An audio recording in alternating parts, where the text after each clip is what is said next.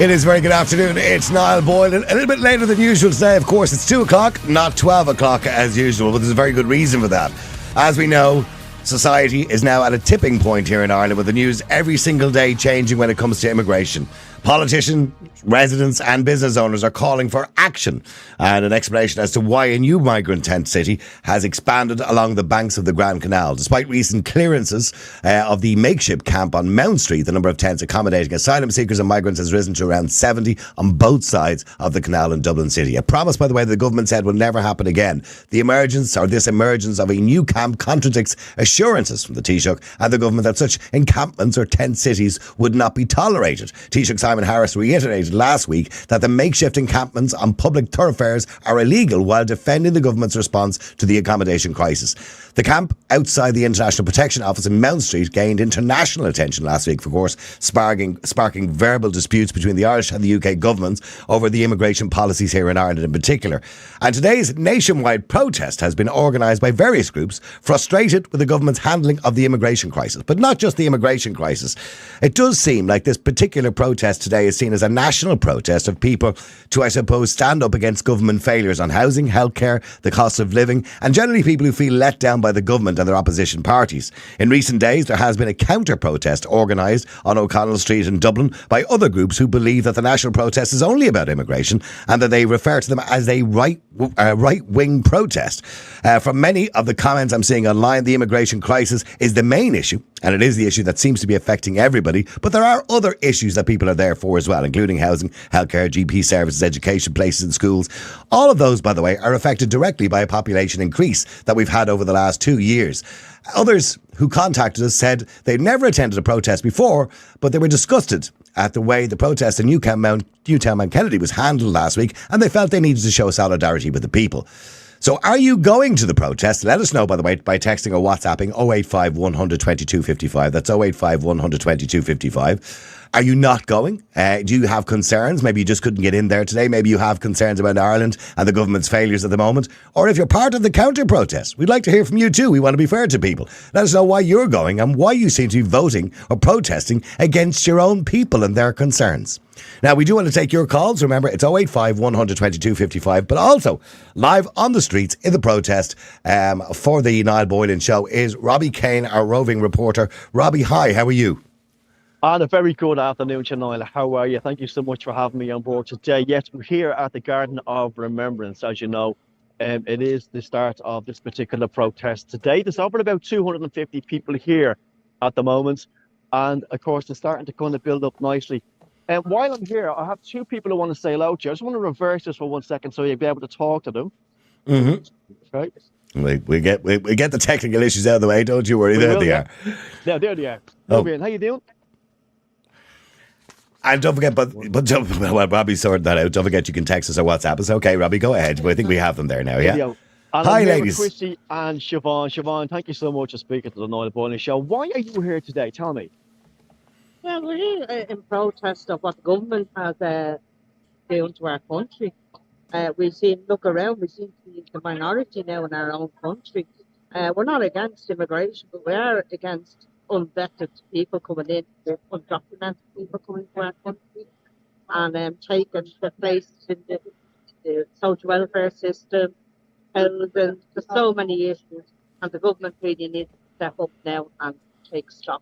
But this has been happening for quite a while. It's only have to come into the forefront of people's minds because people were saying 80% of the international protection applicants are coming in from Belfast. They're coming from the UK.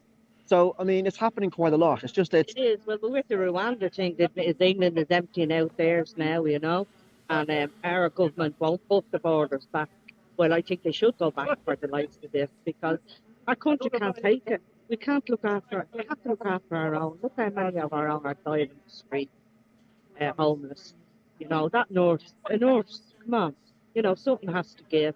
And they need to listen to the Irish people because remember, they're in government for the power of us to serve us, not for us to serve them. What do you have to say about the opposition parties? Because there's no opposition party here today. Really, they don't have much to say. They're sitting on everybody's fences. They haven't got a scarf on their head. They've got a badge on their head. They sit on everybody's fences. They need to step up. I think they are awakening now to it because this can't go on. I mean, I was at a protest in Nice there last month, and it was unbelievable the amount of place put down there in the middle of nowhere. It's in the middle of nowhere.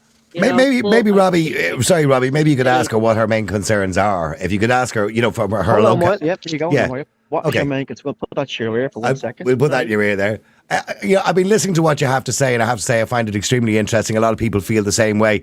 But when we ask people what are their main concerns for you, for local communities, when you see, say, men being put into accommodation in local communities like Newtown and Kennedy, for example, and Ockram and all the other places in Rosscray. What do you think the concerns are for local people? Is it lack of services? Is it a fear or maybe a security issue? I mean, what do you believe the main concern of people is? well, it's a main concern is crime, I presume, unvetted people being in their area, fear. Fear. Yeah, Okay. fear, Okay. Niall. I would say fear. Look, Do you believe you're not being listened to? I mean, when I see people at a protest like this, I feel that people feel voiceless, and they just feel that the government parties are just not listening to them anymore. Why do you think they're not listening to you anymore? because the government has been directed by the EU. That we've been sold out by the EU, Niall, by the EU, and they can't do enough for them. The government can't do enough for the EU and take direction from them. I mean, it's not so long. We were celebrating 100 years since 1916. What was all that for? If we are going to be the minority in our own country. And as you may or may not know, of course, I'm running myself as a candidate in the EU this year for the Dublin constituency. Do you think the EU can do a lot more to work with Ireland, and we can still hang on to our sovereignty and hang on to the legislation we have around our borders? Now, I know the EU MEPs that were there in the last 4 or 5 weeks signed the EU Migration Pact. Hopefully the government don't get that through. They're trying desperately to get that through, as they're selling it to us as some sort of wonderful thing that we should sign up for. I'm assuming you believe we shouldn't sign up for it, obviously. Absolutely not. Absolutely not. You know what, Niall? I believe Ireland can stand on its own in the EU. Without the EU, I believe we are a nation that has proven diversity in everything. But we cannot and we should not allow undocumented, unvetted people into our country with no borders, no clear. I mean, they're coming in, they're getting the medical card handed to them. I work very hard, and I've worked since the age of 15. And how do you feel about people like yourself? I certainly wouldn't call you. I call you a concerned citizen. But how do you feel when you hear the opposition parties and the government referring to you, an average citizen, as the far right? How do you feel about those labels that are being put on people? Oh, listen, Stixons. Oh, I've been called worse. Called a lot worse. Yeah. Right so far, not far right. Right so far. This has been happening since 2004. So it's a long time coming, and the Irish people have to stick together. If not, we're just going to be walked on. Okay, well, listen, thank you very much indeed for taking part You're very today, welcome, and have a peaceful protest, and I hope you do Thanks, well. Siobhan. Appreciate that. Thank you. Thank you very much, Sean. Well, they're going to stick this way with it, okay? We're going to have another lady here, Chrissy. Okay, put that into your ear, Chrissy. How's it going? Thank you so much for speaking to the Niall Boylan podcast show live today outside the Garden of Remembrance. Now, you are from Malahide. I mean, you are far from far right, let's be honest with you. You are a mother. I mean, you're here today because you have your own reasons why you want to be here. Please tell us the reason why. And how do you feel about being called far right when you're far from it? Well, to be honest, very like the lady before, yes, I am a 100% big thinker. I feel that when I have my say, it doesn't matter what we say, we've not been listened. So, on that note, I have to say, that's it from continuing to protest. Well, what do you think your presence would be felt here today by the government? I mean, there's over 250 people here at the moment. There's more going to join. They even want to listen, to be honest. That's how I feel about them. I don't think they want to listen. To be honest, I don't have much else to say. I'm sure it speaks for itself. Well, listen, thank you very much indeed. For in the next election? I can't honestly. Probably can't think of anybody to vote for. That's the problem, isn't it? They're all pretty much the same. Yeah. Think there's anyone that I could vote for at the moment, to be honest. Okay, Chris, thank you so much for speaking. Thank you, Chris. Thank you very much indeed. Thank you. Robbie, well, listen, what we're going to do is we can see there's a good crowd building. Now, I know the march starts at 2:30, so people will be joining over the next 20 minutes. I'm not too sure how many people there at the moment. As you can see, maybe you can hold the camera up a little bit higher there and let's have a quick look around. Yeah, no, I'm going to stick with it this way rather than looking at me, because it's easier then to talk to people when I'm looking at them rather than turning right around. Absolutely, so we'll be able to do it this way. Yeah. And anybody who I can speak to in the meantime, I'll talk to our producer to connect us through to the line as well. All right. Well, look, we'll come back to you in 5 minutes, Robbie. Thank you very much indeed. There you go, our reporter, Robbie Kane, who is live at the Garden of Remembrance in Dublin, where there's a fair crowd building up at the moment of that protest. You can see there, probably, I don't know, I'm not great at numbers, but so far it looks like about 500-600 people so far. And a heavy Garda presence, obviously. And the Garda Síochána are hopefully there to keep the peace, and that is the job that they will do throughout the day. Let me go to Mary, one of our callers as well. Mary, hi, how are you? How you doing? How are you? Firstly, I just want to say to everybody that's listening in, and if somebody's on their earphones out in the crowd there, this is not just about policy, government policy, because 2 weeks before elections, they'll change their policy. This is about a rogue government. This is about a government that thinks they are in control of people and people's minds. So this is not just about, hey, it's about immigration, because they'll change that. Remember, this is a government that wants us to vote in these referenda, the durable relationships, and treating terror like a piece of crap, and letting families mind people that were old enough given services. So people need to remember that. 11 years in what was I going to say, in business, in power, Fine Gael is an absolute disgrace. Now they think they own the Dáil and they think they own the people. Get them out. Go up to the Dáil. We need to overrun that government. We all need to go in there, and we will. I'm working from home, but I mean, if we do a day, we'll go in there. We need to overrun the Dáil. Don't be walking up the street and people don't know. I don't, Mary, with the greatest respect, I don't agree with, or I certainly don't condone any kind of violent actions or anything like that. But you are right, there needs to be a protest at the Dáil to let politicians know how we feel. The real way to protest, Mary, is we've got local and European elections coming up. We've got a general election probably in November. Most likely they'll have it in November in the hope that very few people turn up. And that's why they'll always have it on a cold day in the middle of November. They're all going to go together. Like, you know, if one party gets, look at the Greens on 4. But you can protest. But the best form of protest is we go to the polls in November or in June, for example, for the local elections, and don't vote for government parties. Go vote for independents, your local independent who you believe you might align with or whatever it is. There are so many independents running now at the moment. Better the devil you don't know. The devil you know. Absolutely. So the best idea is just not to vote for government parties if you feel the government aren't listening to you. And I think that's the best way we can show this government, if you feel you want to show them that they're not listening. We need to realise it's not just about one policy, it's about the government themselves. Get them out, and even the opposition. Mary Lou, you are just absolute disgrace. We need to get them all out. And now, can I just say something there? I was talking to one of the girls there on the phone. Is there any way we can actually intervene in our constitution? Is there any way that us as a people can decide how long the government stay in power? Can we decide, oh, you're not getting as long as 4 or 5 years? Let's, you know. No, that's okay. So to explain, a lot of people have asked this, by the way, and the only way the government can be taken out of power is by the opposition party calling, a vote of no confidence in the government or in a particular minister. I get you, but is there any way we could review it all in 2.5 years? We have to stick with the 4 or 5 years for government? Well, there's no harm in calling for that, but there would have to be a constitutional change because according to the Constitution, the government has a 5-year term. Now, in relation to your referendum idea, it's up to your senators, and there's many good senators in there, by the way, at the moment. We have Michael McNamara and a few others that are in there that are very good. And it's up to our senators to get a petition. For example, if we're talking about, say, the EU Migration Pact, which is one thing that concerns people at the moment, or indeed the hate speech laws, or whatever it is that has to be passed in legislation. If the senators sign a petition and hand it to the president, it doesn't have to be a constitutional issue. The president can call a referendum. So it's called what they call, under law, it's called an ordinary referendum. It looks like we've governments here and we just vote for one, and even when we vote for one we get 3 parties instead of the one. But like we didn't vote for that other government, and we went into the treaty for trade only, and now they are telling us what to do, and our government. Look, I mean, Mary, you know who to blame for the EU Migration Pact and the treaties is our EU MEPs. They're the ones who vote for those things, over in Europe. And before we know it, 2 or 3 years later, it comes down the road and we're done. And it's already gone. It's already passed, and we're already in it. So it's really important, and I'm not just saying this because I'm running as a candidate for Dublin this year, but it's really important that if you want to vote against the government, vote for an independent, vote for me in Dublin if you want to.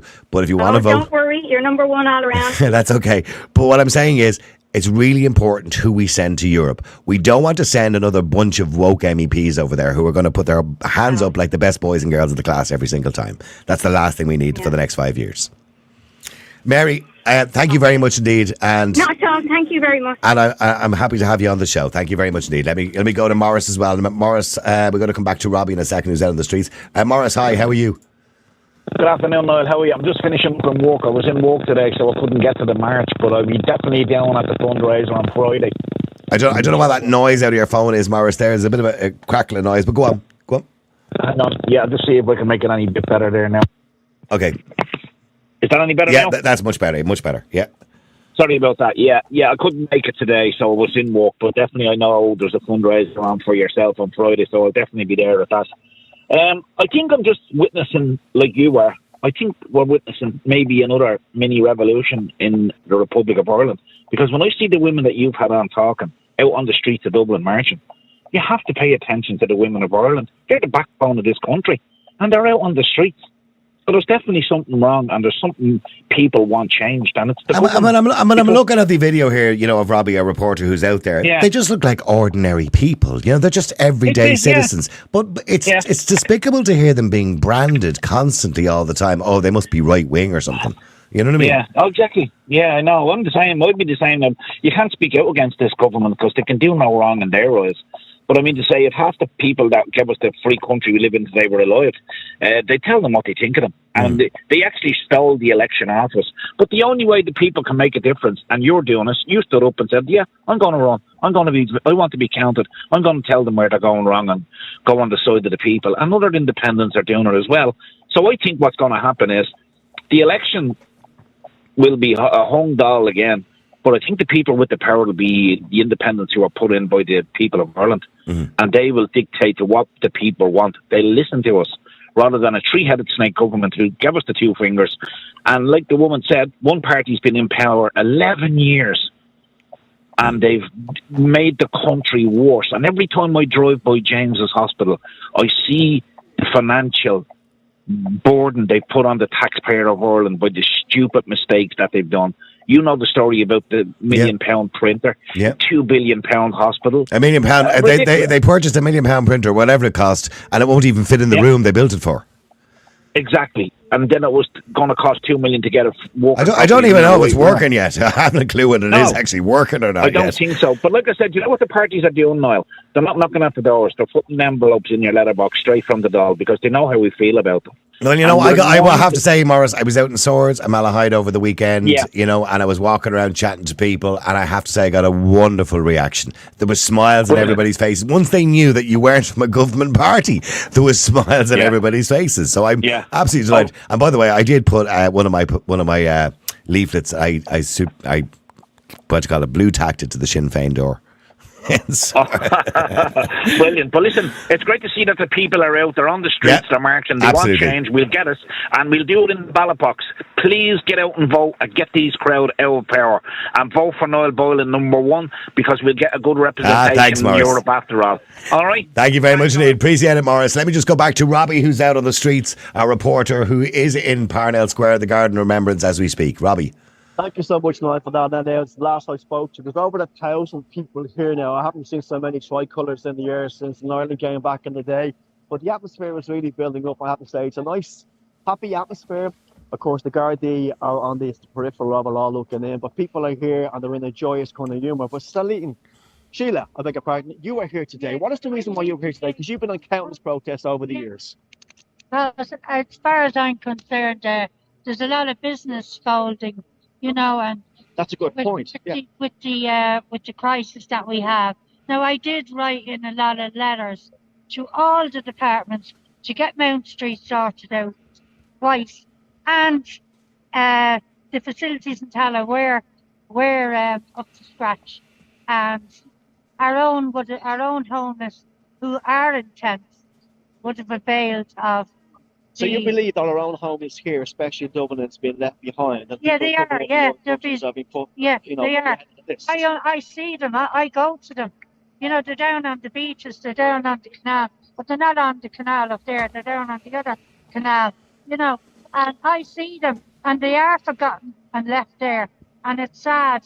And minority have been on the list for years and they're not priority anymore.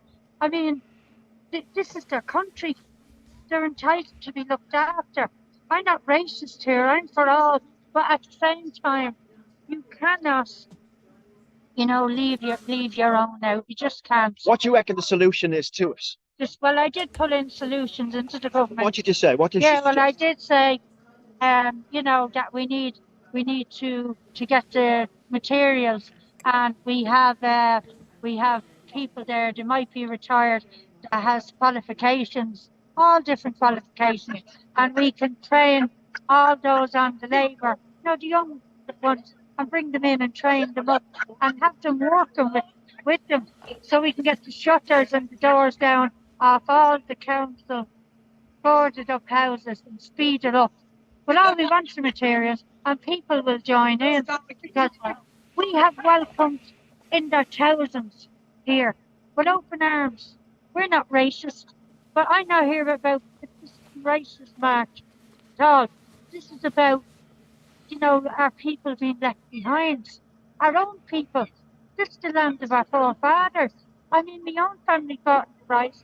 My own family fought in the war of independence. And, I'm sad because of what did they fight for? And we also fought for freedom of speech. They fought for freedom of speech. For us to have our freedom of speech. And now we've been silenced. But I've been putting in letters every day, 5 letters for this opt-out, asking everyone in government not to go with this. We haven't got the resources. The departments, they're flooded. We just can't. We can only deal with what we have now. The issues of now. Okay, Sheila, thank you so much. I think it's really appreciated. Niall, as you can see, it is getting really kind of busy today. Absolutely. And I have to say, Sheila was extremely passionate, of course, about small businesses, which has been a big problem. We spoke to Paul Trevaux, the restaurateur from Killarney, very recently in relation to that. And small businesses are not being supported properly by the government, particularly when it comes to restaurants and the higher VAT rate, etc., etc. And there are many things that can be done to improve small business. Okay, yes, Niall, she made a good point there, because businesses there are being affected, and you know yourself how that happens. I mean, and especially with the VAT rate being increased from 9% up to 13% too. I have to say, it's a really. I have to say, it's a great. I'm looking at people smiling and laughing, and and people seem to be in a good mood. Hopefully, it stays like that, because that's what it's all about. Protest is all about being there and being heard. I can see the front, by the way, when you zoom back over there. Of course, I can see they have the banner up. Obviously, they're all going to march behind that banner.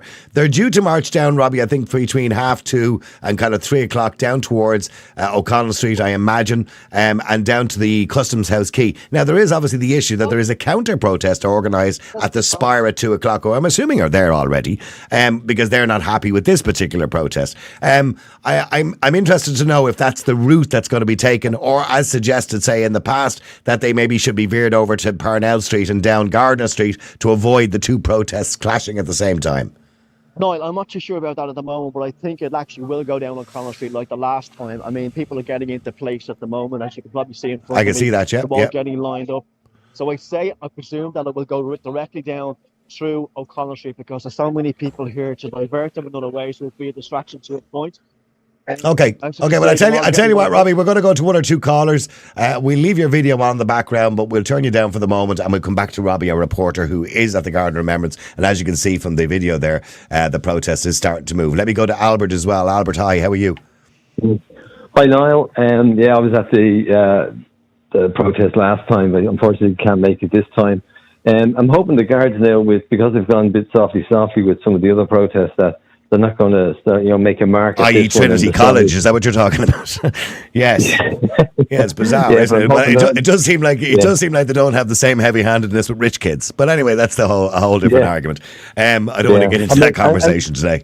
Yeah, but the fact even that, if they do let people, I remember that at the last one, we were supposed to have gone down Gardner Street, and the guards deliberately made it go down which I thought was not a good idea, because that inflames tensions when you've got two counter protests, kind of looking at each other and yelling at each other, whatever it is. There's no need for that. You know what I mean? There's not, but I mean, this might fall into the government's and the guards' hands. To say, the right wing fascists have started all this, and now we have to go in heavy handed. Well, I mean, listen to the last 2 or 3 people that Robbie spoke to there. There were 3 women, all middle to probably somewhere between the age of 40 and 60, whatever they were. They all had shit concerns about local businesses closing down. They all have genuine concerns. I mean, dismissing the concerns seems to be quite outrageous, and referring to everybody as right wing. I mean, that's bonkers. I know, but I mean, no matter what you say, if you say anything about the government or anything about any other policy, you're just classified now as right wing and fascist. It seems to be like the buzzword of the day, and it just puts everybody in a little box over there. So now they can treat them all the same, and that's exactly what the government are doing. They don't care about anybody, and they're not listening to anybody. Yeah. They're obviously not listening to anybody. But I mean, or else the only people they're listening to are the NGOs. Yeah, nobody else.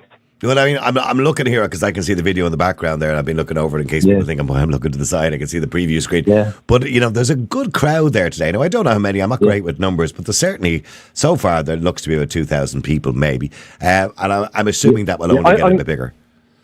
Yeah, I'm looking at it here on GB News as well. They have their own reporter over here for this as well. Oh, okay. They're actually looking at it live, yeah. Herman Kelly is being interviewed at the moment. Oh, okay. All right, okay.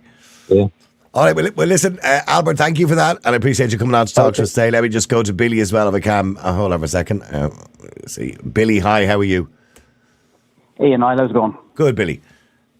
Billy, I'm looking at this here, and it does seem like, there's a decent crowd out there today. Thankfully, the weather has stayed off and it's been reasonably good. People seem to be in good spirits and in good mood. The Garda Síochána are there, obviously, in numbers, and that's expected and to be expected. You said you would have gone if you had have known it was on. I might have entered up, Niall, but look, the thing is here, you said the Garda Síochána are there in good numbers. That's my big complaint with this government. Garda numbers are in the toilet. Law and order has fallen to bits in this country. There's not enough of them. They're not doing foot patrols. It's ridiculous. It's every aspect of law and order and justice in this country has just gone to the dogs in the last couple of years. From roads policing to just basic criminality, it's just gone ridiculous. And then you've got Helen McEntee as Minister for Justice. How she was reappointed, I don't know. Seems like the biggest political own goal that a Taoiseach has ever scored in his first week. Putting her back in. She just seems to not have a clue, and she was found out in the Dáil last week of not being over her brief. But there is suggestions that I can see it possibly happening in the next few days, maybe week, of a vote of no confidence in Helen McEntee. Because there is rumblings of that within the Dáil at the moment. Now, I don't know whether that'll be good enough to bring down the government and have another election. I don't know. I'll make a bet with you now, Niall, that there will be a general election in this country by the end of June.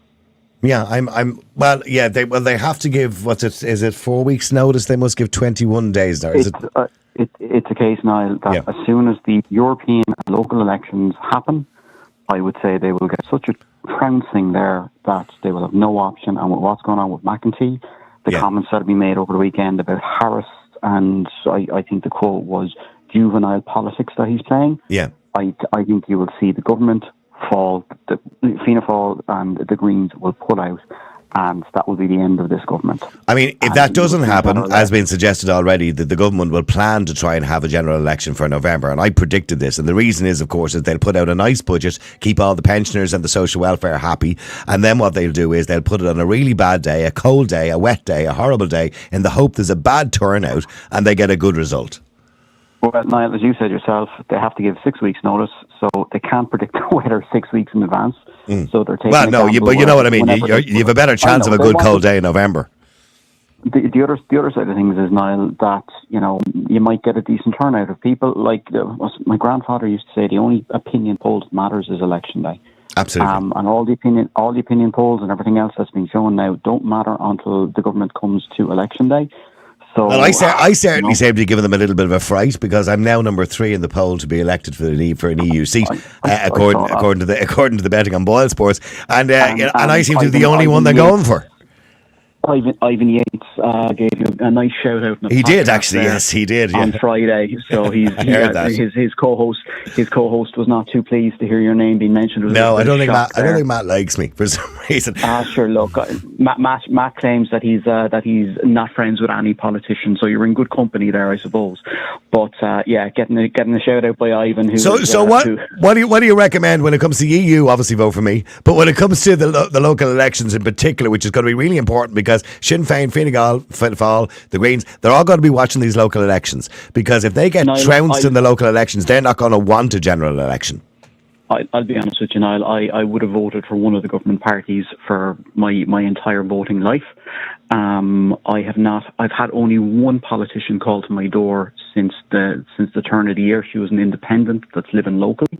I had another politician who wouldn't ring at the door but tried to drop in his leaflet. I saw him walking around the street there a few minutes later, but he didn't ring the doorbell. I think most politicians at the moment, local and national, are scared of going to the electorate.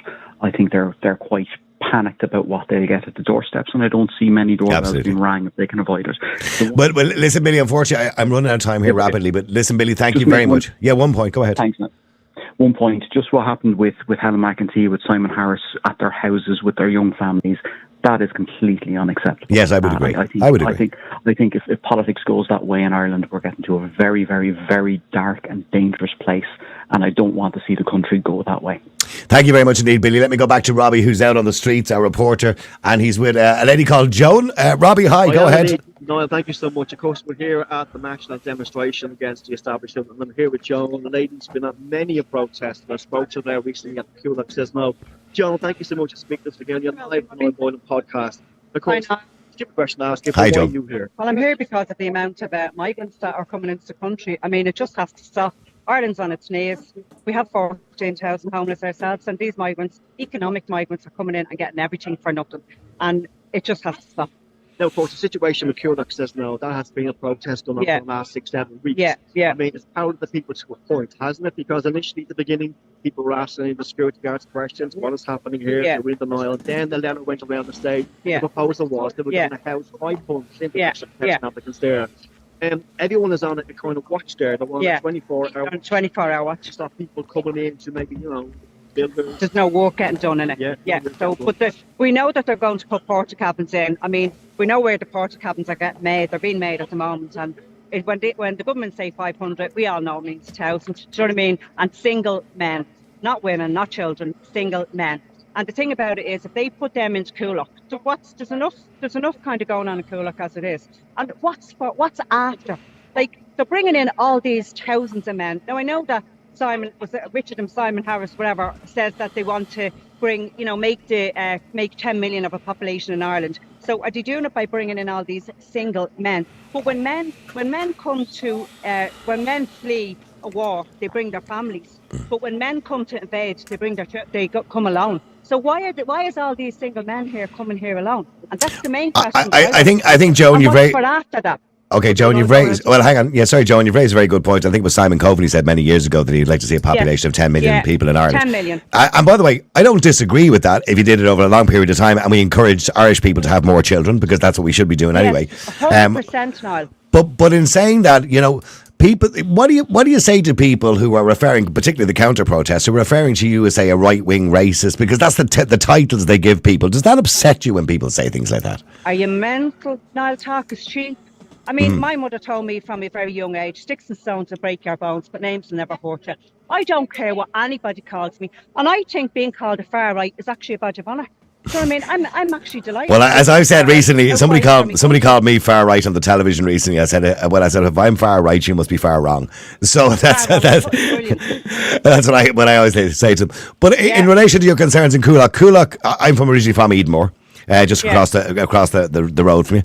So I know that, Coolak, Edenmore, they have been areas that have essentially been abandoned for 30 years by successive governments. They're not given enough resources. They're slightly overpopulated, probably for the geographical size of them.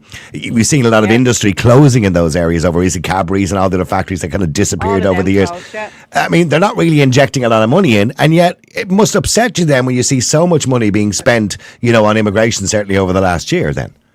I mean, up at the hotel there, up at the Holiday Inn. I mean, they have a special kitchen and all for them, and we know people who work in the hotel. We photographs of the hotel rooms, just brown Thomas bags, boxes, all designer gear. Like, just one of them economic migrants. Let's face it, they're all here on the gravy train, coming to Treasure Ireland to milk the system. Well, the well has run dry.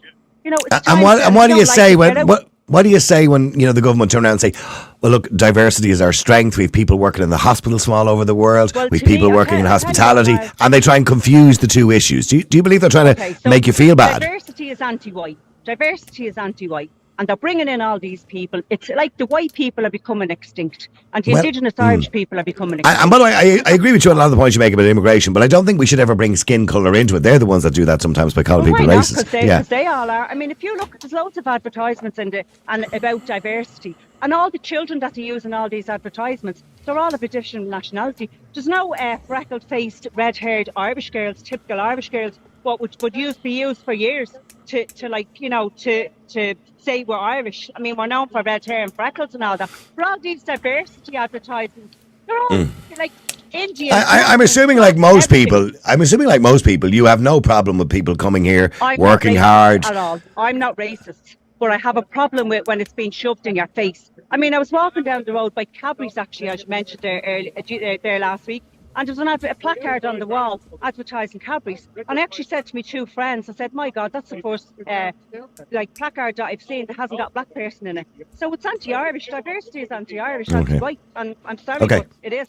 All right, well, listen, Joan, thank you very much indeed for that. Robbie, the protest's really building up, Joan. Thank you, Joan. The protest's really building up, by the way.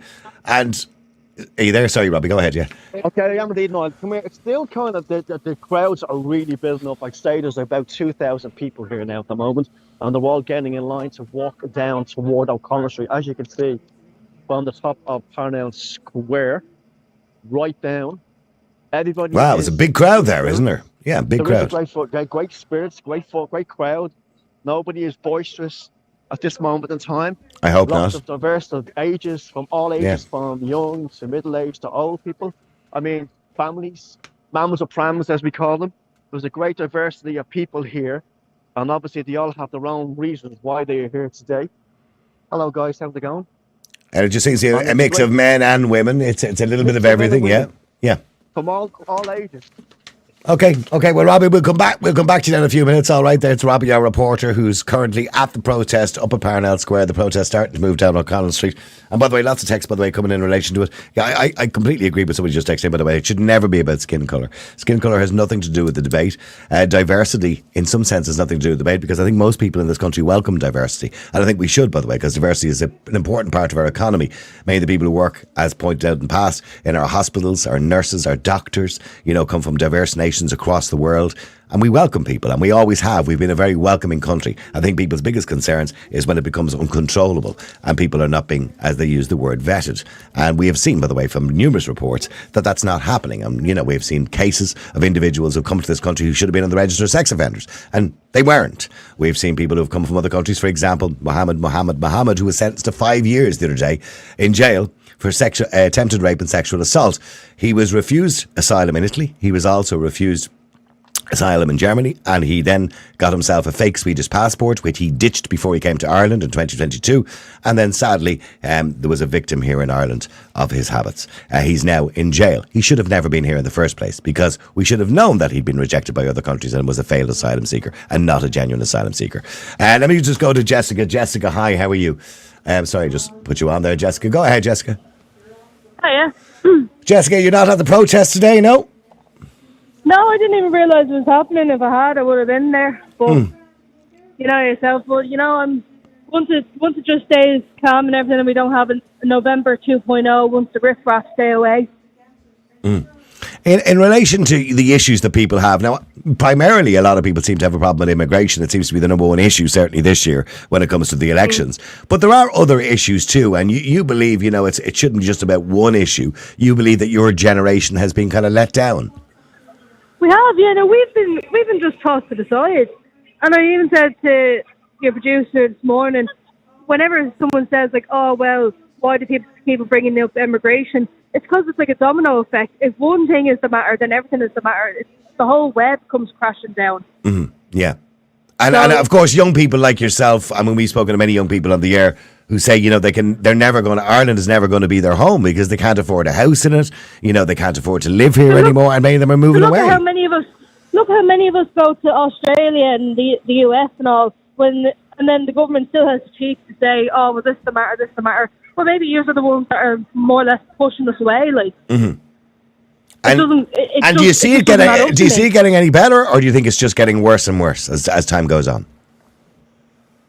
I want it to get better. I actually think after the local elections, the general elections, and the European elections, I think that's when things are going to get better for us.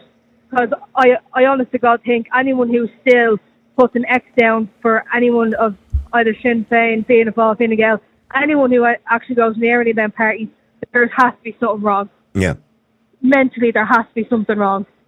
Well, maybe. But here's the problem, Jessica. There are many people in this country who might be a little bit wealthier than us, maybe, who are not really being affected too badly by the decisions that are being made by the government, and that's part of the problem. They have the same mindset that McEntee and all the rest have. Once we're fine, F the rest of you. That's how I see it. Mm-hmm. It's like, once we're okay, why should we worry about you? But yet, they're the same people who are meant to look after us. They're not fit for purpose. They're not fit for the job, and they're leaving all of us, not just my generation, but all of us, to rot. So what you're saying to me in these elections, the local, the Europeans, of course, which I know more about than any other elections for obvious reasons. You're saying in these elections and the general election, a vote, against the government is a vote no for the government, essentially, isn't it? Yeah, no, my public service announcement would be, if you actually want Ireland to have a chance and want things to change, stay away from the big three. Stay away from them. But they're just, even Sinn Féin, I wouldn't even trust anymore after what they did. Mind you, I was looking there. Boyle Sports are taking odds on a government. Now listen to this, which would be Labour, the Greens, Soc Dems, and People Before Profit. I said, could you imagine? I'd just leave the country if that happened.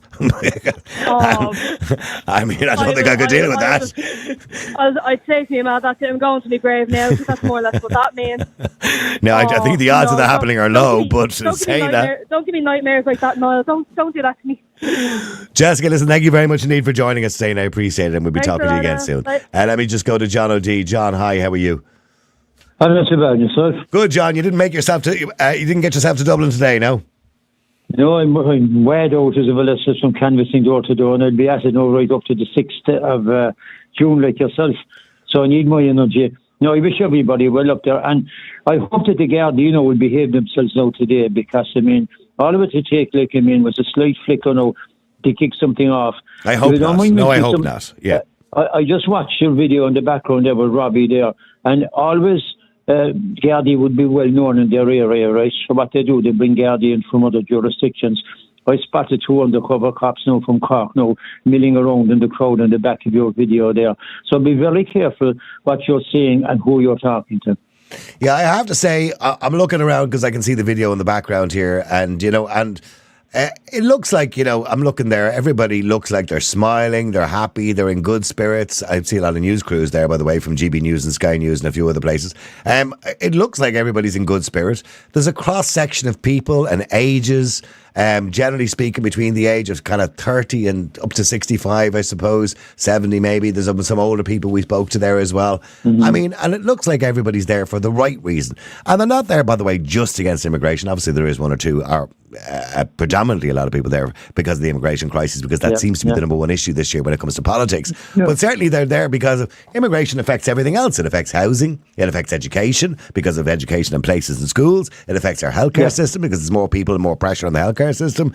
It affects everything. It does, and as you say, there's a huge percentage of the energy in the maps there, like we would be pointing towards the open borders which we have, and the traitorism that's going on in the country at the moment. It's pure traitorism by the government parties at the moment. They just don't care about the people. They know it's unpopular what's happening. They're continuing to do it. You have the extra 70 tents now. When they're sorted out now, there'll be another 70 and another 100, another 200 come. And when is it ever going to stop? Every single person when the country is talking about it. But you're quite right when it's not only just as regards that traitorism, it's the state of our health service when you have 15-year-olds dying in a trolley because they didn't get an antibiotic. That's somebody's daughter, like. This is happening in this country at the moment, like. When you have people crucified now trying to pay rents, they have no social life, they'll never have kids because they can't afford it. It's all going on rent. They can't afford the house. The morale is and the Gardaí is on the floor. That's what pisses me off when I see the Gardaí turning on the people and their own morale is on the floor. They won't engage with their own commissioner. They're at war with the minister. Job, what you're listing off there is a million reasons as to why we're in this situation. So what we have is a government that's dividing everybody, and it's causing this division in society between, like what you mentioned, the Garda Síochána there, the public order units. Yeah. I'm pretty sure 90% of the men and women in the public order unit, the police forces, don't want to be there fighting with people or arguing with people. That's not what they want, because we're all Irish citizens. We're all in this together. But we have a government who are determined to divide us. But the trouble is, you see, that's why I said be careful who you're talking to, because even the friendly guard in uniform there, if the super comes along and if he says, look, and you could have been talking 5 minutes ago, like a group of 8 or 9 or 10 people, and if the super comes along and says, I want them people to move, that same guard will ask you to move, and if you say, well, sure, we're all right, we're just talking to you a while ago, he'll push you out of the way then. So be very careful, like I mean. Okay. The Gardaí, if this continues on now, and I'll finish on this, the Gardaí will have to pick a side. They have a sworn oath to be impartial. The purpose of the Garda Síochána should be, at all of these protests, to keep the peace. That's their job. It's not their job to take sides. Yeah. It's their there to keep the peace and to stop anybody being injured or anybody being hurt or anybody becoming violent or whatever it is. And, you know, when you have a protest situation, I'm pretty sure on Garda Síochána are trained, you know, to obviously not engage with people too much because you don't want to, you know, inflame people and inflame a situation. And that's what should happen. You shouldn't have a Garda Síochána who are completely over the top as soon as somebody shouts, you know, jumping in and beating them or something like that. That's not the way it should work in a protest situation, because people do get angry during protests. That's what protests are all about sometimes. But so far from what I'm looking at, John, here, the protest seems to be very peaceful. People are in good form. You know, it's sending a strong message out to the government that we feel voiceless and we want you to listen to us, but they're not listening. John, I have to go back to the protest here. You're Robbie. welcome, thanks. Thanks very much indeed. Let me just go back to Robbie Kane, our reporter, who's out on the street of the protest. Robbie, hi. Thank you so much, Niall. Yes, the protest is just passing the Gresham Hotel here. We're heading up towards the Spire. Outside the GPO, of course, there was a counter-protest. But I'm here with Keith Carty, who we spoke to, the very first protester I spoke to, and he was at the ESB demonstration, out obviously in the East Wall. And, of course, he's part of that contingency to a point. And, of course, Keith, you're here today. I mean, you're here today because you've been on many of these protests, but it means so much to you. It's like the start, as you know, Niall, from East Wall, from the start of Malcolm and the rest of the great people of East Wall, you know. Since then, if you look around you, you can see the way it's taken off all over the country, you know. And people are fed up with this government policy. Why are the, Keith, when you see the amount of protest that there's been over the last particularly 2 years, since the first one in East Wall going back in November, a year and a half ago, why do you think the government are not listening to people when they know it's causing such a division in society, when they know it's causing so many problems? Why do you think they feel they need to ignore everybody all the time? Well, I think it's gone to the stage now that we can't ignore it anymore. We're coming up to the GPO here, where we have a lot of paid NGOs going to scream and shout. And I'll bring it back. By the way, can I just say, I'm surprised they're doing that. Yeah, but what I'm saying is, we have stewards organised with yellow vests from different parts. Like, couldn't up here today to keep the crowd moving, so there isn't a confrontation. And we were going to go left as we come down O'Connell Street, but it's blocked off again by the public order. So we have to go past them. Three vans. There's 3 vans there. So what's we discussed this with Malachy the last time, the last protest. So you would have much preferred to turn left on Parnell Street and go down Gardner Street down to Customs House Quay, which would have been the much better situation, rather than inflaming a situation. Exactly, Niall. Because common sense has had you to stay away from it, but unfortunately we can't. And common sense has had this government that they're not doing what they're supposed to be doing, and they need to go. Ella McAfee and the rest of them, Roger O'Gorman, so not doing a proper job, and they need to go. Do you believe this? There will be a general election before next year. A lot of people are suggesting it could happen. Of course, depending on how the local and European elections goes, if the government get a trouncing during that or trashed, whether they might call a general election before July. After the no vote, I'm certain that there'll be an early election, and I hope the likes of yourself, none of Malachy and all these guys, well. We just do a favour if you do get in. I'll do a favour for everybody in this country because I'm only there to represent the people. For me just now, you'll have to get a hair. Well, do you not like it lately? It's gone grey, by the way. Have you noticed You're that? still going around like a 70s rock star. That's because I am a And I wish you 70s all the rock best star. Anyway, in the elections. Okay. All right, I want to look like Bon Jovi. That's what that's all about. Bon Jovi. You're not far off it. Thank you very much indeed, Keith, and have a good day at the protest. He does great work, you know. Fair play to Keith. Thank you so right. much. You're a gentleman. Keith's Talk to you soon. Keith's going to protect me as you walk past here, obviously. I'm going to show you here. I'm going to come to Gladys and Jonathan in a few minutes as well, our callers. But we're heading now towards the Spire, as you can see. Yeah. There was a bit of a stall there where the Jeep were, obviously, with the Garda police vans were on the left-hand side of Parnell Square Street, where, of course, Keith did say they did want to turn left, but they had been blocked off by three big... I find this the most bizarre thing. This same thing happened the last time. You would imagine... that the Garda Síochána would want to keep them apart because obviously they feel differently. You have the counter-protest, the protest. You would imagine the guards would have, worked it out that they could turn left on Parnell Street and go down parallel down Gardner Street onto Customs House Quay, which is where they're heading for. You'd imagine that would be the obvious thing to do. We spoke before we went on air what way they were going to go. And actually, when we went on air, you were asking what way did they think they were going to go. And I said they're going to go straight down on Collins Street, and I was right. So the Garda vans, the public order unit vans, three of them with public order Gardaí was there, blocking the left-hand entrance just by the end of Parnell Street there. And now we are coming up towards the Where is the main body of the protest? Are they behind? Where are the people, Robbie? Where are the people? Are they behind you? They are behind you, are they're they? behind me, yeah. But on the right-hand side of me, there's about 30 public order unit Gardaí on the right-hand side because to counteract the protest is directly outside the GPO. If you can capture this on camera. Yeah, we can see it there, yeah. We're watching it. For people who are not watching, by the way, if you go onto Twitter or Facebook. On the far side of the road, the Gardaí have all the rest of the protesters on their counter-protest all fenced in. You can see this? Yeah. Oh, I can see that there. So, okay, so they're cordoning off the counter-protesters. They're all singing songs, and of course the members of the public order unit were on this side. Yeah. Now, the last time they were quite closer to this particular left-hand side of the road. Well, I'm very happy to see that they're keeping a good distance and a good gap between the two protests because obviously they don't agree with each other. So I'm happy. Well policed today, I have to say, compared to the last time, very well policed. Because the last time they were very close to each other and they were shouting at each other and it was causing a problem. Niall, I beg your pardon, what did you say that time? I said, the last time they were quite close to each other in the middle of the road. They were and it was very quite yeah. close. There were antagonisation on the left-hand side, and then there were stewards. There's actually stewards in this particular protest. The big protest at the moment that was organised in the Garden of Remembrance. And there's stewards here today. But as you can see, there's a stall. Yeah. And there will be a stall. And this the refugees, welcome to a fucking tent on the canal, is it? And this is where it could get a little bit rowdy, so I'm going to... I hope not. I hope it remains peaceful. Just for this moment of time.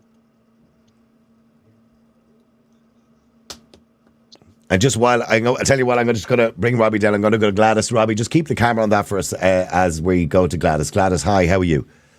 Hi, Niall. How are you doing? I'm watching the protest here. Thousands of people walking down O'Connell Street. There's a counter-protest on the other side of the road. The Garda Síochána are doing a good job of keeping them all apart, away from each other, which is a good thing, and hopefully it remains peaceful. So, Gladys, you have a disability, and due to a disability, you couldn't get there today. Yeah, it just wouldn't be, feasible for me to do it. Yeah. And I know you're stuck for time, and there's so many issues, But I mean, I'd just say, first of all, that who could I ever vote for apart from yourself? Because they don't know what a woman is. How can you have any kind of regard or respect?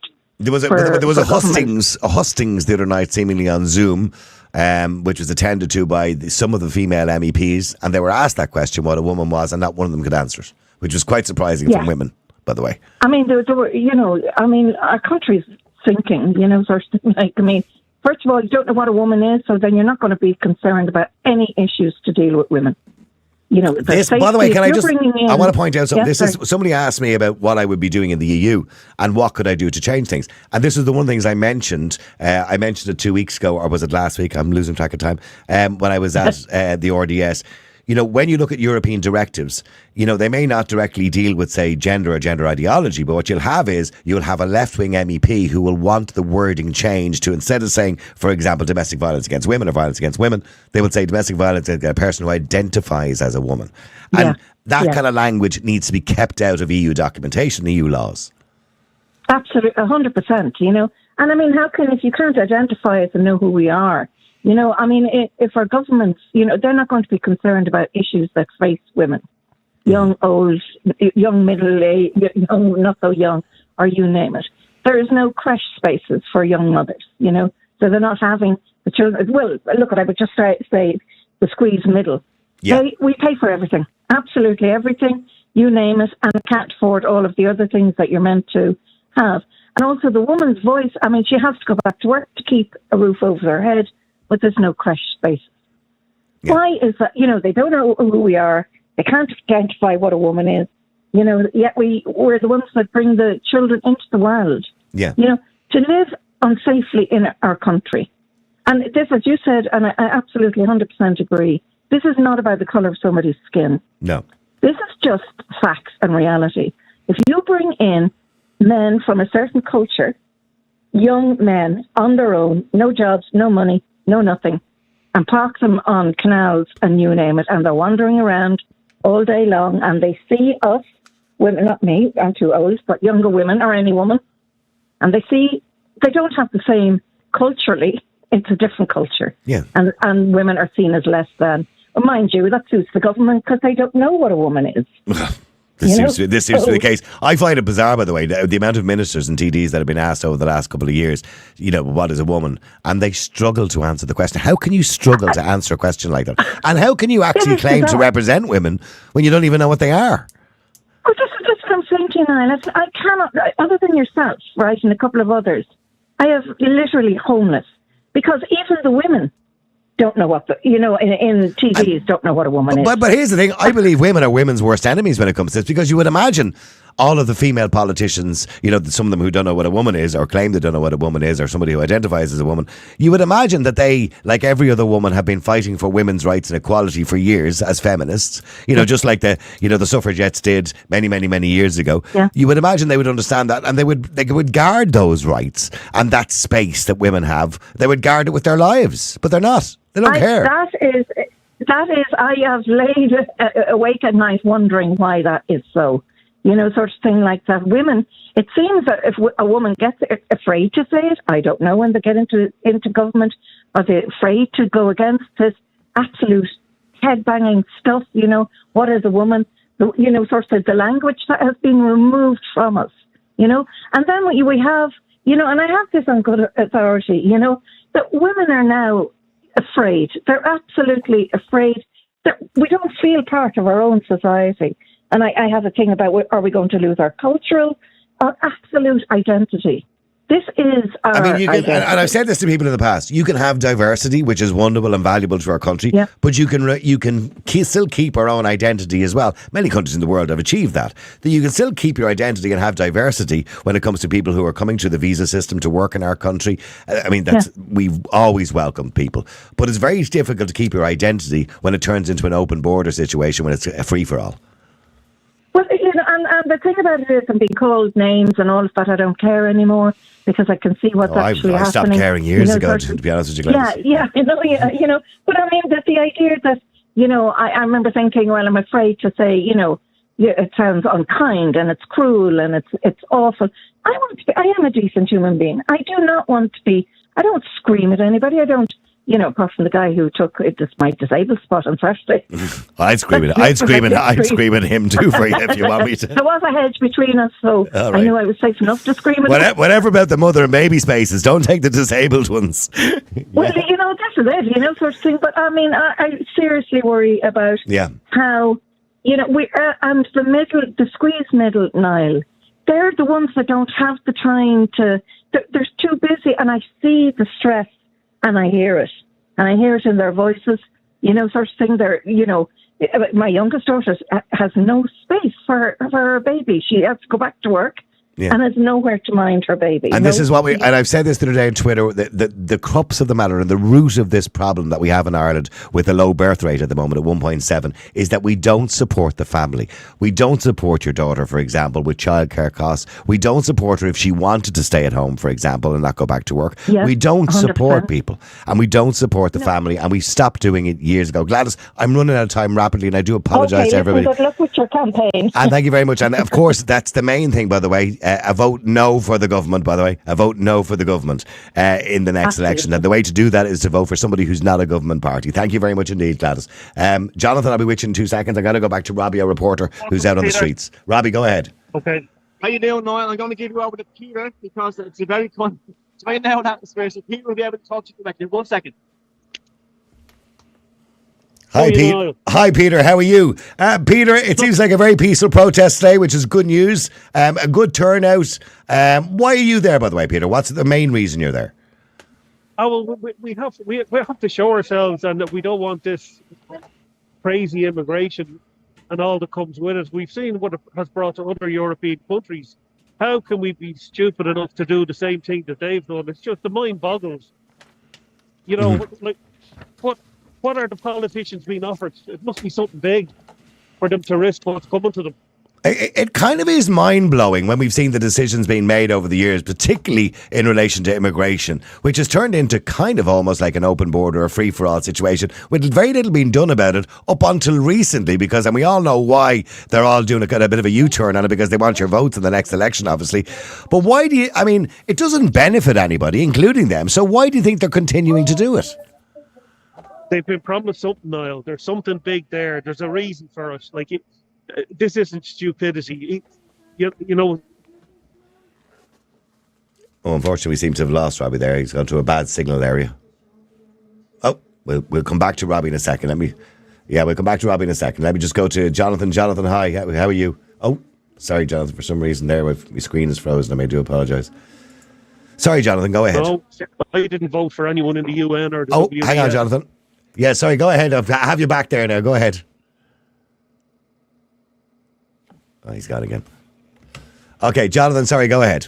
Go ahead, Jonathan. All right, how are you? Sorry, the glitches, the gremlins are in the system. Unfortunately, where Robbie, our reporter, is now, the signal seems to have gone down a little bit. But Jonathan, would you have gone to the protest yourself today, or would you avoid it at all costs? No, I would have went. No, I was at the last tree. Your phone is breaking up there, Jonathan. Just move your head. Yeah, no. Go ahead. Yeah, go ahead. Yeah, you were at the last tree. I've been to the last tree, and I would have went to the one today, but I got something come up last night, and I just couldn't make it in the end. Yeah. And but, look, I believe at the minute, no, we're fighting for the soul of our nation. As Malachi Sainton has been saying, we're in a fight for the soul of this nation. Mm-hmm. There's no two ways about it. You keep asking the question, why are they doing it? Why are they doing it? Why are they doing it? But that's the question I've been asking for 2 years. But come on, though, they've taken their orders. We know this from European and from the World Economic Forum and all of these people. All of them. These are their orders they're pushing out across Europe. You look across Europe, you can see what's happening. You look to London there and England, there the last couple of things. They've been replaced. The local elections certainly seem to be quite concerning, and Nigel Farage pointed that out, of course, in the UK over the last week or so. But Jonathan, hang on, because I do have Robbie, our reporter, back. Sorry, go ahead.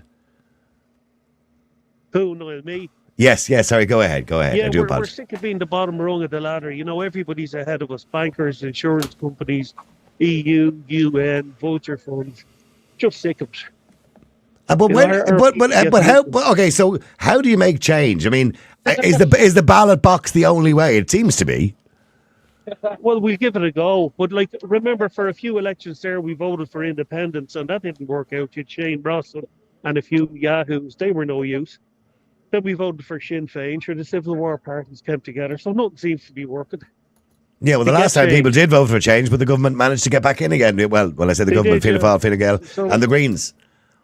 We'll try again next year and see how it goes. Well, we could try again in June. That's a good kick in the arse during the local and EU elections. That'll be a good kick in the arse for the government, won't it? Yeah.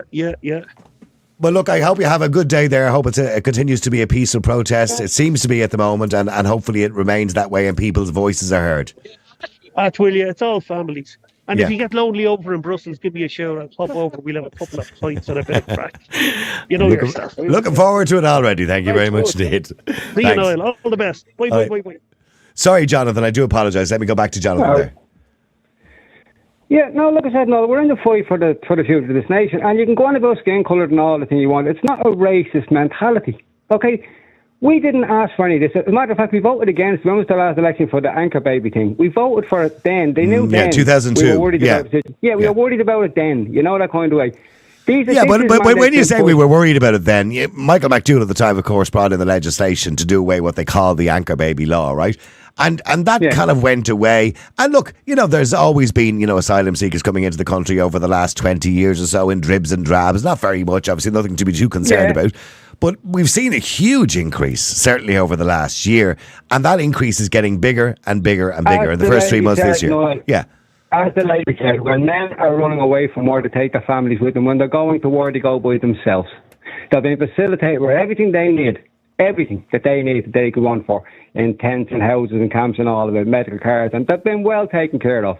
Okay, but would you be, I'm assuming, Jonathan, you'd be in favour of a fair policy whereby those who you believe are genuinely coming from, their lives are in danger or whatever, from Ukraine, for example, or whatever it happens to be, or those who are coming from war. Ukraine? Yeah. Come on. Sorry? You know, like you were talking to someone the last day, like there was a war here in the north, civil war. People in Cork weren't emigrating. No, I agree. There are many people from Ukraine who shouldn't be here, by the way. I'm not saying they should. They all should. And by the way, I was the one who said 2 years ago to a politician on the radio that we should have capped the numbers at 20,000. Well, like they should have been. I'm all for a fair system, like you said. And they keep on talking about the benefit these people bring to the healthcare system and all that. The healthcare system's on its knees. It's not a great blatant endorsement now, is it, to keep on bringing that up? No, but and by the way, you wouldn't need that many people for the healthcare system if we actually encouraged, and I said this the other day on Twitter as well, if you encouraged Irish people to have more children and supported the family more, there would be more people. Yeah. But they won't. Like you said, abortion is introduced now, numbers are going through the roof. They want you working so you can't afford to raise your children. But I said it to you before, you have different people of different cultures, they're coming in, they're not going to not have babies. They're going to keep on having them, and keep on having them, and keep on having them. Well, we should be we certainly should be encouraging the family, Jonathan, in this country. We need to do that. Okay, so Jonathan, your main concern is you believe we're losing our identity. My main concern, Niall, is the people in this country have nothing but disdain for the people of this country, and have done for years. And I've noticed it for years. I've never voted for a political party, an established political party in my life. Sinn Féin for 20 years, like a muttonhead, going around listening to them clowns. So you won't be voting for Sinn Féin again, I assume? No. I'm glad he never got into power. I'm glad, even though I was annoyed what happened the last time, I'm delighted. It's blessing in disguise as far as I'm concerned. Okay. But I really believe that we're fighting for the soul of this nation on every front. All right, Jonathan, thank you very much indeed for that, and I appreciate you coming on and talking to us. Let me just go to Carl as well. Carl, hi, how are you? Niall, how are you keeping? Good. Good, Carl. It's just, I have to say, it's wonderful to watch because I'm a big man, a big believer in protest. It's a peaceful protest. There are thousands of people there. It seems to be going very well. All walks of life, young and old, and they all seem to be smiling and having a good time on a nice sunny, well, it seems to be reasonably sunny afternoon. So hopefully it stays like that, Carl. Well, if it's a peaceful protest, I'll support it 100%. Yeah. But if it turns into this far-right bullshit that's going on, well, I won't support it. I don't support violent protest. No, I wouldn't support a violent protest. No. I mean, if you want to protest. Don't go around wearing balaclavas to have a peaceful protest. You don't need a balaclava to have a peaceful protest. It doesn't make sense, you know. Can I say one thing in relation to that, Carl? When it comes to the protests against immigration, I do understand why some people want to hide their identity, because the problem is, you get such a bad reputation nowadays for even suggesting that you don't agree with all what's going on. So people sometimes go to the protest, they want to hide their ID because they might work for someone and they just don't want to be seen on television or whatever it happens to be. So I don't agree with the lads that are going around with balaclavas on them intent and causing trouble. That's not what I'm talking about. I'm talking about people who want to hide their identification. Yeah, okay, that's a fair point. Okay, but I mean, if you take a bunch of black lads out there, they can use the N-word all they want to each other. But as soon as you use it, you're a racist. Yet they can call us every name under the sun as well. You know, that type of way. Yeah, but I don't agree with the use of the word permanent. No, neither do I. No, but they unnecessary. Use it. Yeah, by the way, and as a mate of mine who's black, and I said it to him, I don't agree with them using it either. It's I remember Richard Pryor doing a great sketch about that many years ago, and he apologised for all the years he used that word, because he himself said it's a derogatory word. And it's not a nice word. Because it's reminiscent of so many bad things, from many, many years ago. But anyway, Carl, in relation to, this particular protest, I think most people are there. It's not because they disagree with diversity. It's because they disagree with an open border policy. Exactly. And look, I mean, the last thing we want in this country is another border being patrolled on both sides by the PSNI or the Garda Síochána, whatever it may be. We've had the freedom there to cross back and forth for the past 20 odd, 30 years, wherever it may be. We don't need it back, but something has to be done about stopping all these people, unvetted people, coming into the country. I do believe, yes, there are some people who need asylum and they need sorting out and they need accommodation, but the majority are economic migrants. They are. Coming in from the north. And that's a statistical fact, by the way. Yeah, and something has to be done about it. So how... Sorry, go ahead. Okay. Well, listen, Carl, unfortunately, I have to go back over to our reporter, but thank you very much indeed for coming on and talking to us. Okay, man. Have a good day. You Best too. of luck. Take care. Thank you. Thanks. Thank Bye. you, Carl. Bye-bye. Let me just go back to Robbie, our reporter, who's out on the street at the moment. He's currently down at Custom House Key. I can see the Custom House in the Yeah, background. we just arrived here at Custom House Key. Now, thank you so much for that, because we may lose you with the sound of the speakers playing Irish music here. But I have Dara Toner's going to say a quick hello to you. Hold on 1 minute. For you, Dara, it's for you. You're live with the Niall Boylan podcast here on this protest. I'm going to give you the double ears. There you go. God save all here. Hi, Dara. How are you? And welcome onto the show. Dara, it's the same question I suppose I'm asking most people. I mean, why are you there specifically today? People are there for a multitude of reasons. Yeah, I'm failures of the with government. the Irish people as a candidate for Salbridge and Leixlip. Good man. Ireland is a Christian country. It says so on the first line of our constitution. Ireland, by our proclamation, the Irish Republic will not be destroyed until the Irish people are destroyed. Have a look behind me. Are we destroyed? No, doesn't seem that way. I mean, I'm looking at the protests in the background. I can see them right at the end down there. There seems to be quite a lot of people there today, Dara, too. Yeah, last time it was about 80,000, Crow Park emptied. It looks like it could be double that today. I wouldn't think there's 80,000 now with respect, Dara. I'd say I'm looking there about maybe 3,000. It's gone right up the O'Connell Street, so... Yeah, we'll get a better view once they all get to Customs House Key. I think we'll get a good indication of how many people are there. Yeah. And do you believe we've lost our Christianity? I think that we've lost our Pope and our Catholic Church.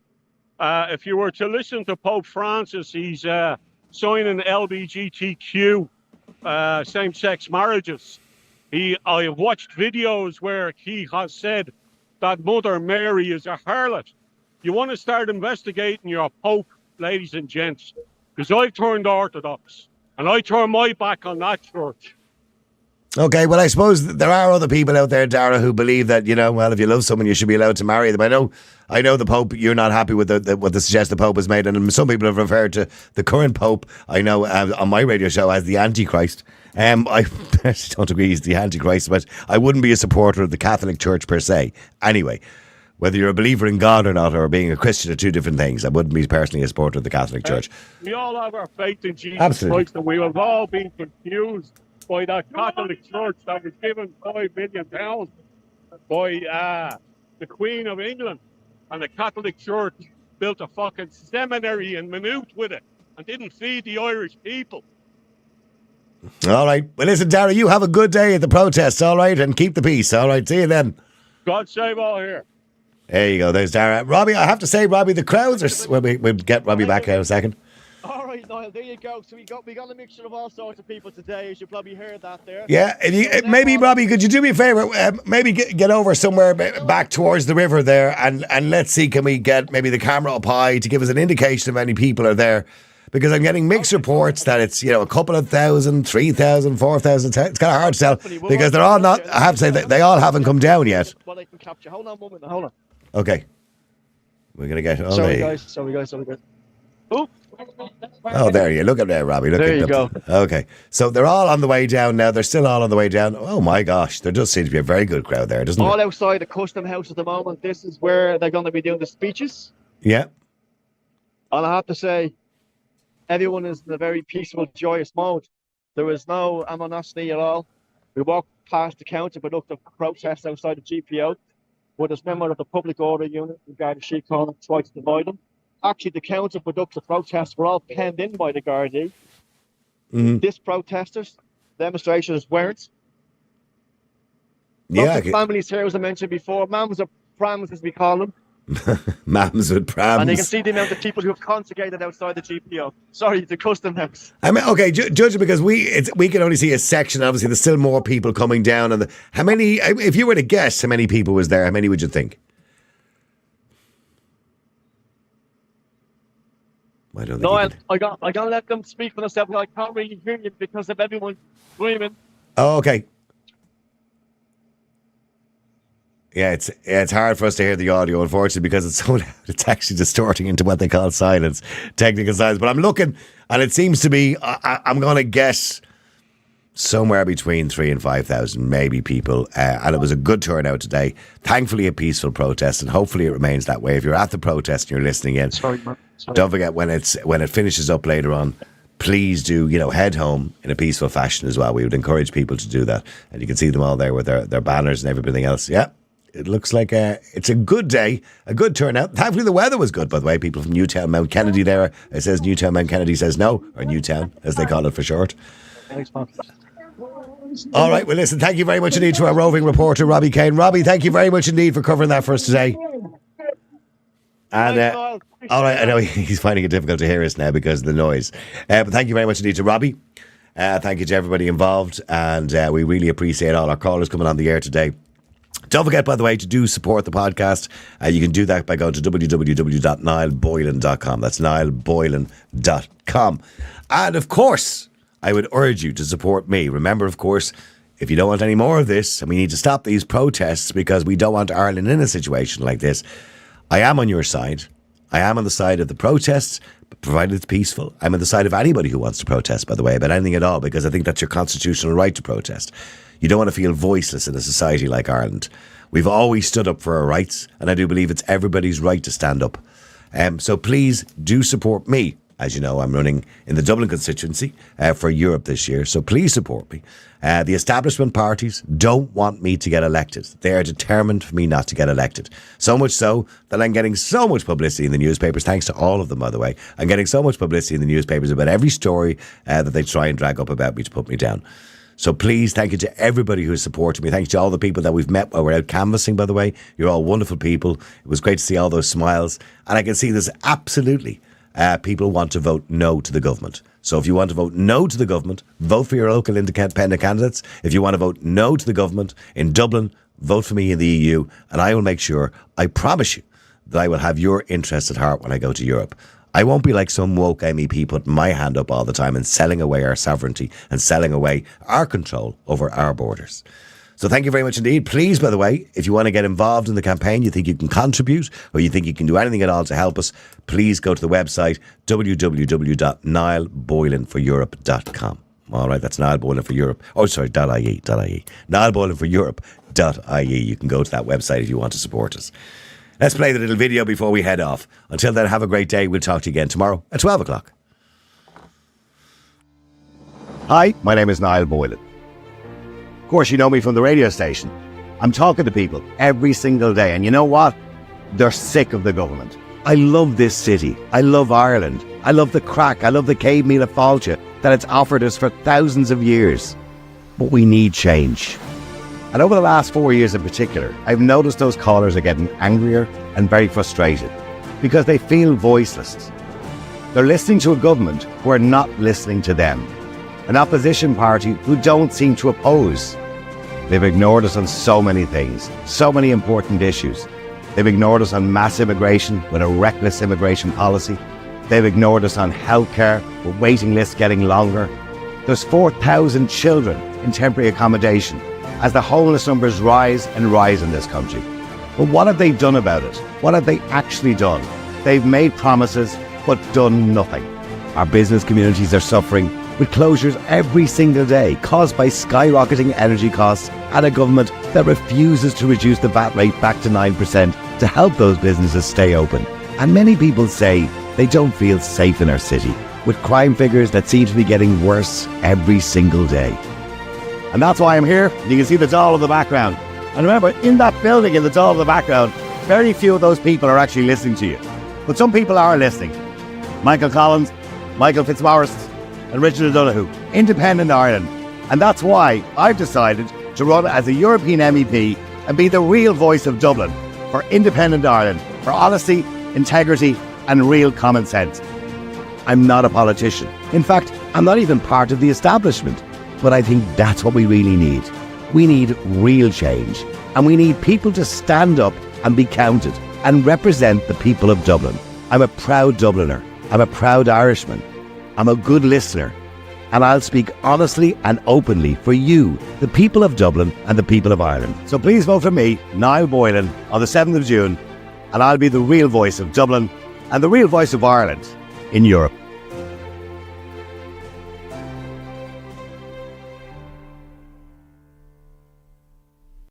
Multi-award-winning Niall Boylan podcast. Listen live on Facebook, YouTube, and all the usual live stream services. To get in touch, just WhatsApp or text 085 100 2255. The Niall Boylan podcast. They told me to shut up. Available for download from all your usual platforms.